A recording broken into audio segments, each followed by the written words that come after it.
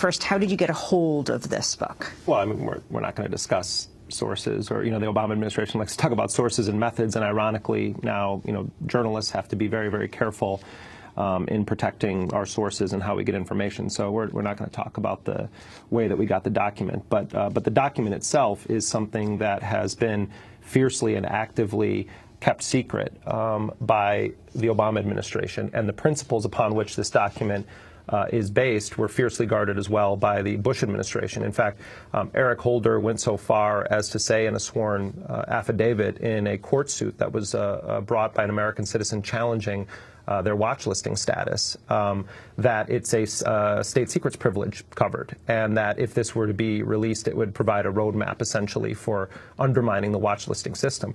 What we have here is tantamount to a system that's sort of like a global stop-and-frisk program, because the standard for putting people on a list where they are going to be designated as known or suspected terrorists, the acronym is KST, you're a KST, a known or suspected terrorist, and there's no way of determining, if you're a law enforcement official and you get this information, whether there's actual evidence against someone to suggest that they're involved with a terror plot, or their phone number popped up in the phone of someone who is suspected of potentially being a terror suspect.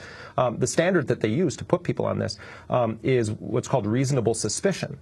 We talked to former FBI agents, one of whom was a Los Angeles police officer for several decades, and he said, if I can't find reasonable suspicion to stop anyone I want, then I'm not a good cop.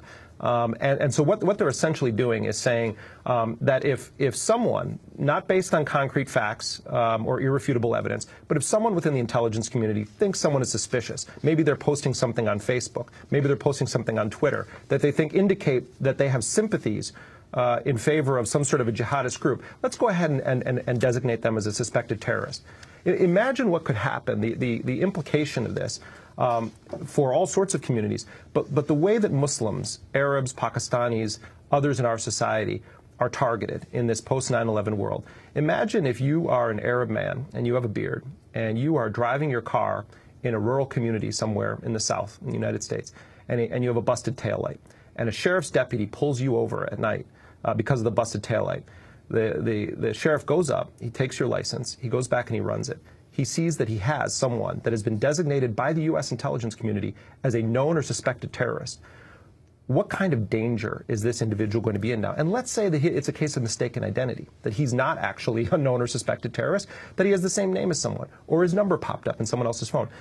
The likelihood of that sheriff thinking as a suicide bomber in the car is probably pretty high. And so this could have real life implications for the liberty and also life of people.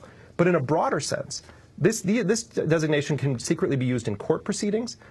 It can prevent you from getting employment. You can be designated as a representative of a terrorist organization, even if you are not affiliated with that terrorist organization. You can have a designation of being a part of a terrorist group, even if the U.S. government has not designated that group as a terrorist organization. The short of it is this, Amy. When you take the reasonable suspicion standard, which is like stop and frisk, where you say, oh, these kids look like they're hanging out up to no good, I'm going to go and frisk all of them right now. When you take that, and then you look at this wide-ranging definition of what constitutes terrorist activity, there is so much room open for massive violations of civil liberties.